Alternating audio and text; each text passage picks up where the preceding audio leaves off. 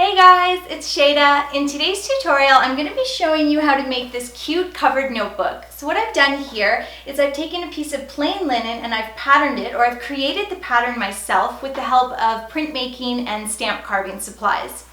And then I've used that fabric to just cover the notebook. And you may have also noticed in many a photograph and video this blue book behind me. And this is just a dollar store sketchbook that I covered with chambray fabric. So today I'm going to show you how I did all of that. Before we get started, I've got one more thing to tell you, and that's that this week there's a giveaway. So you can actually win all of the printmaking supplies that you see in today's video. And that's thanks to Speedball. So Speedball provided all the giveaway printmaking items that I'm using today. All right, let's get started.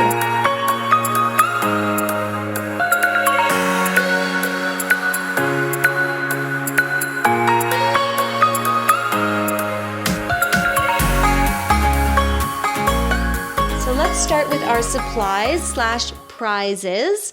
Everything that I'm using for the printmaking part of this project, you guys can win. So just go to my Instagram, follow me, find the giveaway photo and tag a friend beneath it, and that gets you entered. So we're using the soft rubber brayer. We'll use that to create our inking plate or our printing plate, and you can win that. You can also win this fabric block printing ink that we'll be using in today's tutorial. And then you can win the Speedy Cut, which is the stamp making material, and the carving tool. And today I'm not actually carving the stamps in this video. I'm just going to focus on pattern making and printing a beautiful fabric to cover the book.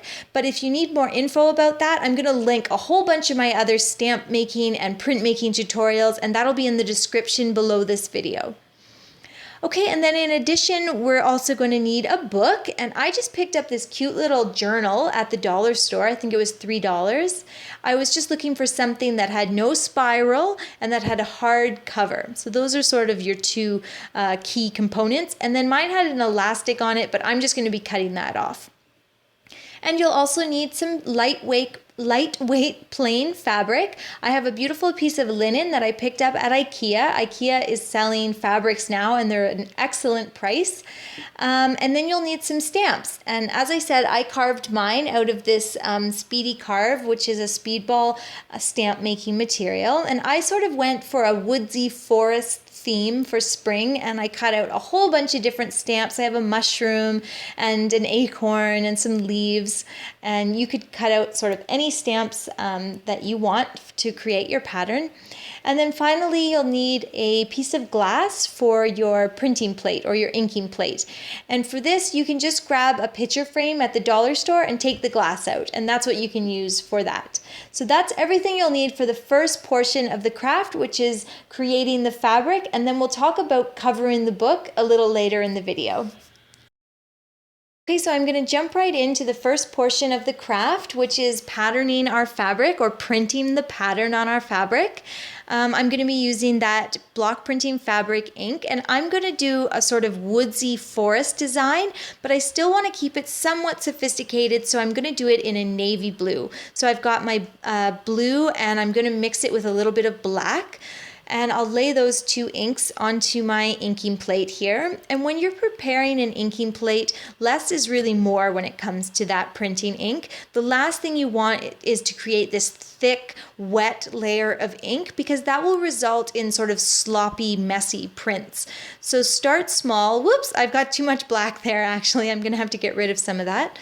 Start small and create a nice, thin, even layer of ink. Once your ink is down, you're going to hit it with that rubber brayer, just like I'm doing here, and you're just going to keep rolling and rolling until the ink is mixed well, and you have, like I said, a nice thin, even layer that's not too sticky. And a little bit of practice with this, and you'll get a feel for when the inking plate is sort of at that sweet spot. When it is, you're going to take your brayer and run it over the surface of your stamp. It's a great idea to do a practice print, especially if you're new to printing. I would say do lots of practice prints on paper before you move over to your nice fabric. You might even pattern out your whole pattern on some paper.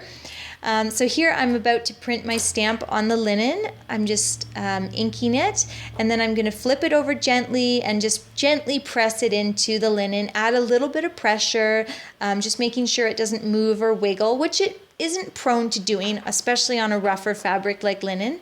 And it looks great. You just lift it off gently. And here you can see me, I'm just about to start creating the pattern. So now I'm starting to think, where do I want to place each stamp? How do I want to place them? Do I want to do some upside down versus right side up? And how do I want them to work together to create the pattern that I'm envisioning? And what I want is sort of this whimsy, woodsy forest pattern. So I'm going to keep my stamps quite close together. And that's also because I have a small book. So I want the impact of my pattern to read when it is placed onto the book. But all the choices you make, you'll see it in your finished design. So if you place your stamps far apart from each other, that will create a more minimal, sophisticated pattern. I do one pattern where I take just one leaf stamp and I place it very far apart, and it creates this minimal, sophisticated pattern. But here I'm going for something completely different. So just as you're printing, or even before you get to printing, when you're carving those stamps, think about it. What's your pattern going to be? Is it going to be many stamps in one color like mine, or many stamps in many colors, or one stamp in two colors? It could be one stamp, one color, and all you do is place it upside down versus right side up. Or it could just be one stamp. You could do a simple tree and just do it in rows. That would be so pretty, and I think IKEA actually has that pillowcase. Here you can see I'm using two stamps together to create some variance in the pattern. So I'm using the twig with a berry. I also have my cute little mushroom, and I've done leaves and pine branches. Here I've got my chestnut, or my acorn, I mean, and I'm placing it in a pair. So that there's sort of two of them sitting there, but I'm not doing that all over. So I'm just doing that once or twice to create more variance. And here's what my pattern looked like when it's all done. I'm really happy with it, and it's just going to make this perfect little spring themed journal. Okay, and then for the second portion of our project, we're going to be using that beautiful fabric that we've printed ourselves to cover our book. And you're just going to want to be sure that the ink has dried completely. So although this ink does clean up with water, it is oil-based, and that means it's going to need at least 48 hours, if not more, to be bone dry. But then once your fabric is completely dry, you can grab your book as well as some Mod Podge, and I'm using it in a matte finish, although I'm sure glossy is fine as well. And what I've done is I've thinned the Mod Podge out with a little bit of water, and that's just so that it's a nice, easy to work with consistency. Especially since I'm using this beautiful thin linen, I don't want gloopy paste sort of seeping through the fabric. I've also got a paintbrush here that I'm going to use to put it on, and then I've got a sponge brush that I can use to get rid of any excess paste. I'm just going to start calling it paste because Mod Podge is too much of a tongue twister. So my two brushes are here, my paste is ready to go, and I just need to get rid of the elastic that's on the back of my book. So if you have an elastic, all you have to do is cut it and then yank it out, and you'll be ready to cover your book. Now before we glue this on, we're going to cut the fabric down to size, a little closer to the size anyway. You still want to leave lots of room, but you can choose sort of where's the best spot for your fabric to lie, and then get rid of any of the fabric that is still excess. And you can still see here I've got a large border of fabric all around the book, so you don't want a piece that's too small. Err on the side of caution here. So I've placed my fabric just where I want it, cut it down to size, and now I'm ready to start pasting. So I'm going to flip the book over and start on the back, just a better place to begin. If I do make a small mistake, I'm not likely to notice it as much. And I'm laying down a very thin layer of that paste or Mod Podge and water with my paintbrush. What I don't want is thick white streaks. I want a very even layer, and I can use my sponge brush to help me sort of achieve that. So you can see what it looks like there. You still see a white layer, but you don't see any large streaks. And I'm just going to flip that onto the fabric and press it down. So just adding a little bit of pressure, and I'll just let it sit for a minute. It adheres pretty quickly. And once I feel like it's good to go, I'm going to do the front, same process, and I'm just going to pull it nice and taut. I don't want there to be excess on the spine. So pulling it tightly and smoothing it out so that I've got this nice smooth layer of fabric across the entire cover of the book. Okay, then I let that dry for about 15 minutes. Now I'm coming back in. I realized I really do have a little bit too much fabric, and that's a good thing. You want too much, so I'm cutting that away. And now what we're going to do, this is a little tricky to explain, but we're going to make 2 cuts where the spine is. I think the best thing I can do is just show you guys. So you see how I've cut the fabric right to the spine, along the spine. So 2 cuts. And then do it at each end. So you're going to cut the fabric where the spine is. I hope that makes sense. But I think if you can see it, you can see what I'm doing there. Okay, and then I'm going to fold the fabric in and paste it in inside the cover. So I always start with the short ends, the 2 short ends. I'll just paste them right down, nice and flat.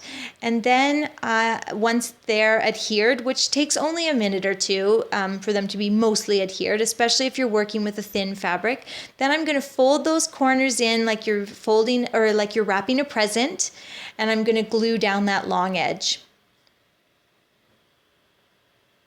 Okay, and you can always add a little extra paste if it's not adhering. And then I would just let that dry. Make sure it's still nice and smooth on the outside. Make sure you're happy with the look of your corners. And then just let that sit for a good 20 minutes, half an hour. Then you can come back in, do the same on the front side or on the other side. Small ends first, and then fold in your long side. Okay, and then I let that sit again to dry completely.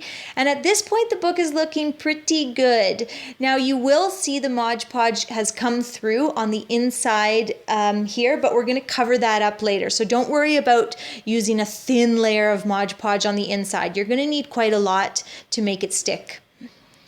And what we're going to do is just cut off a little bit of the length on those funny little end pieces. And then you can see here, when you hold your book open like this, there's a hole there behind the spine, behind the pages. Look, I can stick my scissors right in there. And that's where that funny little end, that little thing is going to go. So you're just going to take a knife or scissors or whatever you have handy and just guide that little piece of fabric into the end of the spine. And that just tucks it away, and you have this very nicely finished edge. And I'll do the same on the other side, just sort of tuck it in there. And that's it. At that point, you could say the book is done, but because the Mod Podge does bleed through the fabric on the insides, what I like to do is take that front page, or the first and last page, and I just stick it down. And after doing a few of these books, I found that the best thing for adhering that was just a sort of a chunky double-sided tape. And I picked this up at the dollar store, and I think it was sort of in the home improvement section of the dollar store, if that makes sense, with all the screws and plumbing stuff. So it's just this thick tape, and you're just going to pull that first page forward while also pulling the rest of the book towards it. And you'll see what I mean when you're doing this. If the rest of the book is laying flat, the page is going to get stuck in the wrong spot. But you can always do it again. And it looks quite nice. And that really gives your book a more finished, polished look. And you get this beautiful fabric cover with a pattern that you designed. And then these nice, clean, white pages on the inside. And that's what mine looked like when it was all finished. Pretty cute. You could do this to a sketchbook, a journal, or whatever you like. And remember, you can win all the printmaking stuff that I used from Speedball, everything from the fabric ink to the carving tool, the stamp making material, and the soft rubber brayer. All you have to do is go to my Instagram, follow me, and then find the giveaway photo and tag a friend in the comments below it. And that'll enter you in this fantastic giveaway from Speedball. I'll be announcing the winner in next Friday's video, so come back to find out or follow me on Instagram and I'll also announce it there. See you next week, and don't forget to subscribe.